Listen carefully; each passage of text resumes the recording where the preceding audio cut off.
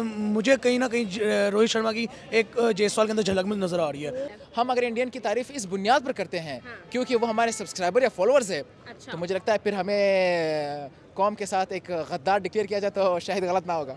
But आज उन्होंने अपने साथ पार्टनरशिप लगाई है, आपको पता है? देखा वन मैन आर्मी ने अपने साथ पार्टनरशिप लगाई है। एंड जायसवाल ने जो परफॉर्मेंस करके दिखाई, 5 छक्के 17 चौके, लाइक अनबिलीवेबल परफॉर्मेंस थी उस जेम्स एंडरसन के लिए ओए बेचारा कहाँ से इतना फास्ट बॉलर ले है। I was literally saying that, मैंने कहा उसने कहा कि ये ढीठ जा क्यों नहीं रहा यार। कि इंडिया ने एक मैच में अच्छा परफॉर्मेंस दिया, इसका मतलब ये है कि इंडियन बहुत मजबूत टीम है।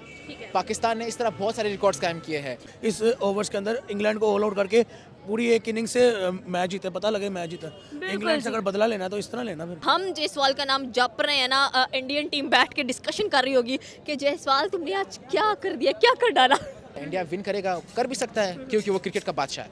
एक चीज़ नोट की, लाइव मैच के अंदर जेम एंडरसन डर रहा था कि मैं जायसवाल को बॉल ना ही करूं तो बेहतर है।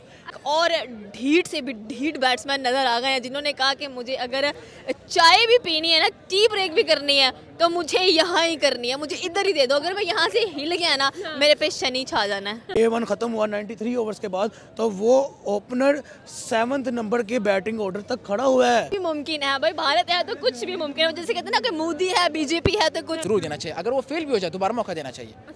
कोई बात नहीं है, हर इंसान जिंदगी में फेल होता है, बार बार फेल होता है, बार बार फेल होने के बाद वो कामयाब हो जाता है। रोहित शर्मा की लीडिंग कैप्टनसी है, वो मैटर करती है काफ़ी ज़्यादा। जिस तरह इंडिया ने बैटिंग की है वो तो आउटस्टैंडिंग है, उसमें कोई शक शुबा नहीं है। लेकिन जहाँ पर पाकिस्तान की कभी कभार गलत परफॉर्मेंस हो जाता है तो फिर आप लोग इस पर तनकीद करना शुरू कर देते हैं। वालेकुम सलाम, कैसे? मैं ठीक। अच्छा जी, सवाल हमारा होगा, हम लोग बात करेंगे इंडिया की। आज जो बैटिंग थी, एक वन मैन आर्मी शो हमें नज़र आया, वन मैन शो नज़र आया, उसके बारे में क्या कहेंगे? यशस्वी जायसवाल 179 पे अभी तक खड़े हुए हैं और क्या एक्सपेक्ट कर रहे हैं यशस्वी से और बाकी की टीम से? 336 से कहाँ तक जाएगी? देखिए, फर्स्ट ऑफ ऑल अगर बात आपने जैसे किया वन मैन आर्मी, मेरा नहीं ख्याल कि वो वन मैन आर्मी है। वन मैन आर्मी वो होती है जिसकी मैनेजमेंट भी खुद ही हो, जिसकी मोटिवेशन भी वो खुद हो, जिसको प्लानिंग भी जिसकी खुद ही अपना माइंड हो, जिसका सपोर्ट लेना अपने लिए वो खुद ही हो, लाइक ओवरऑल वो अकेला ही हो। तो मेरा नहीं ख्याल कि जायसवाल जो है वन मैन आर्मी था। हाँ, इसको हम अगर इस सेंस में देख लें कि उस अकेले का स्कोर है सारा, ठीक है, मोस्ट स्कोर जायसवाल का है, तो फिर इस सेंस में हम कह सकते हैं वन मैन अकेला। उसके पीछे जो रोहित शर्मा की लीडिंग कैप्टनसी है वो मैटर करती है काफ़ी ज़्यादा। उसके साथ जो प्लेयर मोटिवेट होके आया है वो भी मैटर करता है काफ़ी ज़्यादा। उसके बाद बीसीसीआई का बोर्ड, बीसीसीआई की मैनेजमेंट, उनके कोचेस, वो भी मैटर करते हैं। तो पहली बात, वालेकुम अस्सलाम, कैसी हैं? मैं बिल्कुल ठीक ठाक, आप सुनाओ? अल्लाह का शुक्र है जी। सवाल हमारा होगा, हम लोग बात करेंगे सीधी सादी मासूम सी बात है हमारी, और वो ये है कि आज इंडिया ने क्या किया है अपनी बैटिंग में। इंडिया की अगर बैटिंग की बात की जाए तो डेफिनेटली उनकी बैटिंग डेडलीस्ट नजर आई है। And one man army, I think so कि हर टीम के अंदर एक ऐसा बंदा होता है जो अकेले मैच को आगे लेकर चलता है। आपने अफगानिस्तान के खिलाफ देखा होगा, उसमें हमें नजर आए रोहित शर्मा। आपने फिर अफगानिस्तान के खिलाफ देखा होगा वर्ल्ड कप में, उसमें नजर आए मैक्सवेल। और अगर आज की बात करें तो आज हमें एक और ढीठ से भी ढीठ बैट्समैन नजर आ गए हैं जिन्होंने कहा कि मुझे अगर चाय भी पीनी है ना, टी ब्रेक भी करनी है, तो मुझे यहाँ ही करनी है, मुझे इधर ही दे दो। अगर मैं यहाँ से हिल गया ना, मेरे पे शनि छा जाना है, ठीक है। एंड सेकेंडली अगर देखा जाए तो आज जायसवाल के साथ एक्सपेक्टेड था कि रोहित शर्मा अच्छी खासी पार्टनरशिप करके जाएंगे, बट अनफॉर्चुनेटली नहीं कर पाए। बट आज उन्होंने अपने साथ पार्टनरशिप लगाई है, आपको पता है? देखा, वन मैन आर्मी ने अपने साथ पार्टनरशिप लगाई है। एंड ऐसी पार्टनरशिप लगाई है कि 179 पर जाकर रुक गए हैं एंड कल के मैच का इंतजार कर रहे हैं। आज वो मजे मजे हैप्पी वाली फीलिंग लेके जा रहे हैं। देखिए जी, क्रिकेट में कुछ भी हो सकता है। ये बात नहीं है कि आपने कहा कि इंडिया ने एक मैच में अच्छा परफॉर्मेंस दिया, इसका मतलब ये है कि इंडियन बहुत मजबूत टीम है। पाकिस्तान ने इस तरह बहुत सारे रिकॉर्ड्स कायम किए हैं, तो फिर हमें पाकिस्तान की भी तारीफ करनी चाहिए। हम अगर इंडियन की तारीफ इस बुनियाद पर करते हैं क्योंकि वो हमारे सब्सक्राइबर या फॉलोअर्स है, तो मुझे लगता है फिर हमें कौम के साथ एक गद्दार डिक्लेयर किया जाए तो शायद गलत ना होगा। अच्छा, मुझे एक बात बताएं कि आपके ख्याल में इंग्लैंड और इंडिया का मैच है, उसमें हम पाकिस्तान को किस बेस पे अप्रिशिएट करें? अगर हम पाकिस्तान को कंपेयर करते हैं इंडिया के साथ और हम ये कहें कि पाकिस्तान के यहाँ पर ये मिस्टेक्स है, तो आपकी वीडियोस बहुत वायरल हो सकती है और हमारे खिलाड़ियों तक आपकी वीडियोस पहुंच सकती है कि हमें कहाँ पर अपनी इस्लाह करनी चाहिए, अवाम क्या चाहती है हमसे और हम क्या कर रहे हैं। तो हाँ, तो आपको चाहिए अपनी टीम को भी सपोर्ट करें थोड़ा बहुत। अच्छा, तो आपको क्या लगता है, लाइक ओके, आपकी बात को मैं एग्री करती हूँ, बट इंग्लैंड और इंडिया के मैच में इंडियन बैटिंग पर बात करते हुए हम किस तरह से पाकिस्तान को कॉन्टेक्स्ट में लेके आए? यानी कहने का मकसद मेरा ये है कि जिस तरह इंडिया ने बैटिंग की है वो तो आउटस्टैंडिंग है, उसमें कोई शक शुबा नहीं है, लेकिन जहाँ पर पाकिस्तान की कभी कभार गलत परफॉर्मेंस हो जाता है तो फिर आप लोग उस पर तनकीद करना शुरू कर देते हैं बिला जवाज़, बगैर देखे समझे। तो मैं ये चाहता हूँ कि हम अपनी टीम को भी अप्रिशिएट करना सीख लें। हमारा मसला ये है कि हमें अप्रिसिएशन नहीं, हम तनकीद बराए तनकीद करते हैं। हमें चाहिए कि हम तनकीद बराए इस्लाह से काम लें। अच्छा, आपके ख्याल में अगर फॉर एग्जांपल हम लोग तनकीद करते हैं तो तनकीद बराए इस्लाह हमने तो नहीं करनी, वो तो क्रिकेटर्स करेंगे, बट क्या आपको उनकी तरफ से इस्लाह नजर आती है उसके बाद? क्रिकेटर्स नहीं करते हैं। आप हमेशा एक बात याद रखिएगा कि एक यूट्यूबर, एक सियासी, एक सहाफ़ी हमेशा अपने ऑडियंस के इंटरेस्ट को देखता है। आपको इस बात को समझने की ज़रूरत है कि खिलाड़ी भी ये चाहते हैं कि मेरे फैंस क्या चाहते हैं। वो तमाम तरह जितनी भी पीसीबी का मैनेजमेंट टीम है वो ये सोचती है कि भाई आवाम क्या सोचती है। जो आवाम की सोच है ना वो उनसे भी ज़्यादा ताकतवर जो कोच बैठे हुए ऊपर। तो जायसवाल वन मैन आर्मी नहीं है, ठीक है। हाँ, उसकी जो परफॉर्मेंसेस थी वो अकेले कहते हैं ना एक कंधे पे रख के थी बस, उसके अकेले की परफॉर्मेंस और पूरी टीम की बाकी 5-6 प्लेयर्स की परफॉर्मेंस एक साइड पे। फिर भी जायसवाल की जो परफॉर्मेंस है वो वजनी है, उसका साइड का पलड़ा जो है भारी है। जायसवाल ने जो परफॉर्मेंस करके दिखाई, 5 छक्के 17 चौके, लाइक अनबिलीवेबल परफॉर्मेंस थी। मैंने हिस्ट्री में किसी दौर में जब रोहित शर्मा अपने डेब्यू मैचेस में आया था ना 17-18 साल के एज में, तब रोहित शर्मा की ओडीआई में ऐसी परफॉर्मेंस होती थी, लाइक 200 स्कोर 300 स्कोर। तो अब जायसवाल की अपने टेस्ट सीरीज के अंदर ऐसी परफॉर्मेंस है और मुझे कहीं ना कहीं रोहित शर्मा की एक जायसवाल के अंदर झलक में नज़र आ रही है, ठीक है। और दूसरी बात जो रजत पट्टीदार है उसके अंदर मुझे विराट कोहली की ज़रा हल्की सी झलक नज़र आ रही है, क्योंकि दो ऐसे प्लेयर हैं जो मेरे ख्याल से, मेरे पॉइंट ऑफ व्यू मुताबिक आने वाले दौर के इंडिया के रोहित शर्मा और विराट कोहली हैं, ठीक है। उसकी रीज़न ये, इनको कहते हैं एक बंदे का सेंस ऑफ ह्यूमर होता है, इनके पास वो सेंस है जिसके बेस पे ये इंडिया के लिए अच्छे से अच्छा परफॉर्म करके दिखा सकते हैं। अच्छा, आपको क्या लगता है कि जिस तरह से हम लोगों ने इंग्लैंड के बॉलर्स को देखा, मतलब बड़े बड़े बॉलर्स थे और एक ही जो है वो लड़का 22 साल का वो खड़ा हो गया और उसने जो है वो जाने का नाम ही नहीं लिया। यहाँ पे ना कई लोग कहते हैं कि डेढ़ की बात होती है, नहीं। मेरे पॉइंट ऑफ व्यू मुताबिक ना जो टैलेंट होता है ना वो किसी जगह का, किसी पिच का, किसी ग्राउंड का या किसी बॉलर का मुताज नहीं होता, ठीक है। जो टैलेंट होता है ना वो हर बॉलर के आगे अपना टैलेंट ही दिखाता है, वो हर पिच पे अपना टैलेंट ही शो कराता है। तो जायसवाल नो डाउट एक टैलेंट की बेस पे, मेरिट की बेस पे बीसीसीआई ने सिलेक्ट किया है और मुझे नहीं लगता कि उसको कहीं ऐसे ही चलते फिरते को या खुद चल के आया होगा सिलेक्ट किया, उसको कहीं से जाके ढूंढ के तराश के निकाल के लाए हैं और उसको सीरीज़ के अंदर डेब्यू मैचेस के अंदर रोहित शर्मा ने और सूर्य कुमार यादव ने पॉलिश किया है।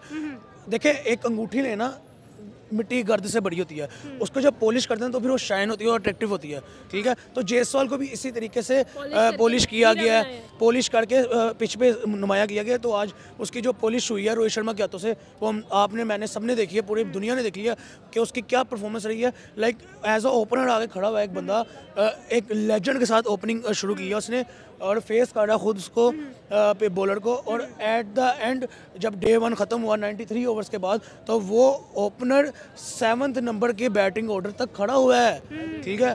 6 विकेटें हो गई हैं और वो ओपनर अभी भी खड़ा हुआ है और उसका स्कोर क्या है 179, 257 बॉलों पे ऑलमोस्ट इतनी बॉलें थी, ठीक है। और 5 छक्के 17 चौके लगा के वो प्लेयर अभी भी फ्रेश खड़ा है, तैयारी में खड़ा है कि जेम एंडरसन साहब फिर रहो।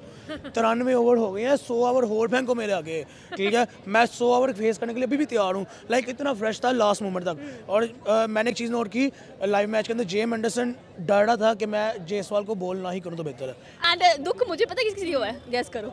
रोहित शर्मा आउट नहीं, फिर जेम्स एंडरसन के लिए। ओए बेचारा कहाँ से इतना फास्ट बॉलर ले है। आई वाज लिटरली सेइंग, मैंने कहा, उसने कहा कि ये ढीठ जा क्यों नहीं रहा यहाँ से आज, बड़ी कोशिश की गई लेकिन बेचारे ने 1 विकेट ली है। एग्जैक्टली, वही तो दुख है ना, उसको तो वही तो दुख लगा कि 1 विकेट आज ली है एंड क्या हाल हो गया है उनका। बट डेफिनेटली सी बात है, यंग टैलेंट इंडिया का लग ही नहीं रहा था कि यंग टैलेंट है। एंड जिन जिन लोगों ने बड़े बड़े बैट्समैन उनको सपोर्ट करते हुए नजर आए, डेफिनेटली विराट कोहली, रोहित शर्मा, तेंदुलकर आउटस्टैंडिंग रहे हैं आज ये। और मैं समझती हूँ कि इस वक्त राइट नाउ जैसे हम जायसवाल का नाम जप रहे हैं ना, इंडियन टीम बैठ के डिस्कशन कर रही होगी कि जायसवाल तुमने आज क्या कर दिया, क्या कर डाला। आपको क्या लगता है, रोहित शर्मा तो इस स्टेडियम में रुकते नहीं थे, आज वो चले नहीं, क्यों? एग्जैक्टली मैं ये कह रही थी कि अगर हम लोग बात करें विशाखापट्टनम की, one of the most beautiful state of India, जहाँ पर आज रोहित शर्मा टॉप स्कोरर होते हैं, आज नहीं चल पाए। आई थिंक सो वो मैं भी सोच रही हूँ कि भाई चलो जायसवाल खड़े हो जाओ, खड़े रहो। बट आई होप सो कि अभी काफ़ी मे बी इंडिया तो उनको ठप करने की सोच रहा है 2 इनिंग्स के अंदर ही। बट आई होप सो कि इफ़ 3rd डे या उसकी उसके बाद कोई दिन आता है तो मैं समझती हूँ कि रोहित शर्मा काफ़ी अच्छा चलेंगे। आई थिंक सो कि उनकी कप्तानी ही बहुत अच्छी जा रही है, तो अभी अगर वो नहीं भी ना चलते तो कोई बात नहीं है, हमें इतना बुरा नहीं लगता, बिकॉज उनके पास हैं ऐसे बैट्समैन जो कि कंस्टेंटली चलते हैं। एंड डेफिनेटली और हम सरफराज खान के लिए मैं बहुत एक्साइटेड थी आज कि आज आने वाले हैं, डेब्यू करने वाले हैं, डेफिनेटली नहीं कर पाए, कोई बात नहीं, हम इनको थर्ड टेस्ट में देखना चाहेंगे। एंड सेकेंडली अगर देखा जाए विद विराट कोहली, विद आवाम के एक ट्रेंड चलाने से आप पीसीबी के चेयरमैन को हटा सकते हो, आपके पास ये पावर है, शायद आपको इस बात का इल्म नहीं। अच्छा, तो आपको क्या लगता है कि उस पावर की वजह से जो चेयरमैन आए हैं, क्या वो हमारे वैलिड है for PCB and for the decisions? इंशाल्लाह उनको मौका देना चाहिए, हर किसी को मौका देना चाहिए। ये बात नहीं है कि भाई ये वैलिड है नहीं है, ये अच्छा है नहीं है, एक बार मौका जरूर देना चाहिए। अगर वो फेल भी हो जाए दोबारा मौका देना चाहिए। अच्छा, कोई बात नहीं है, हर इंसान जिंदगी में फेल होता है, बार बार फेल होता है, बार बार फेल होने के बाद वो कामयाब हो जाता है। अच्छा, आप बिल्कुल ऐसा ही है। अच्छा सर, आपने इंडिया की झलक देख ली, बैटिंग देख ली, अब आपको क्या लगता है कि मैच का क्या बनेगा, कौन जीतने वाला है? देखिए मेरे ओपिनियन के मुताबिक अगर कल पहले 10 ओवर जायसवाल की ऐसी बैटिंग हमें नजर आती है, जैसे 10 से 15 ओवर जैसे आज उसकी हमें झलक नजर आई है, ऐसी कल भी अगर झलक दिखाता है तो मेरे ख्याल में उनके लिए इन टीम इंडिया के लिए एक बेटर ऑप्शन ही होगा कि 430 तक स्कोर चला गया, तो मेरे ख्याल में उनको डिक्लेरेशन लेनी चाहिए इंडियन टीम को कि अपने आप को डिक्लेयर कंसीडर करके इंग्लैंड को बारी दें, इंग्लैंड बारी करे, ठीक है, और फिर ऑलमोस्ट कल के दिन के अंदर लाइक 83 ओवर्स राउंड अबाउट बचे होंगे, या अगर 15 ओवर भी होते हैं तो लाइक 75-78 ओवर्स होंगे अभी इंग्लैंड की बैटिंग के लिए। तो इस ऑर्डर के अंदर, इस ओवर्स के अंदर इंग्लैंड को ऑल आउट करके पूरी एक इनिंग से मैच जीते, पता लगे मैच जीता।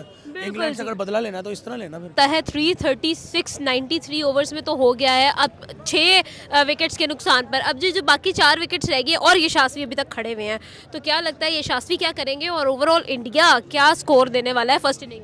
अगर अच्छा, क्योंकि देखिए कल मॉर्निंग टाइम में सारे फ्रेश होते हैं, जूस शूस पी के और एक बार फिर से इंग्लैंड को जरा हवाओं का चक्कर लगवाएंगे, तो आई होप सो कि 350 प्लस या मे बी 400 प्लस एक्सपेक्टेड है और ये एक ऐसी लीड होगी जो कि इंग्लैंड कर ही नहीं पाएगा। And it's really a big record जो कि इंडिया बिल्ड करने जा रहा है। एंड सेकेंडली अगर देखा जाए तो इंडिया, आपने पता है इंडियंस हमेशा एक प्रोफेसी करते हैं, एक पेशेंट गोई करते हैं कि इंडिया हमेशा इंग्लैंड से पहला टेस्ट मैच हारा है, अगले वाले वो अपने नाम करके जाते हैं। तो सीरीज डेफिनेटली किसकी है?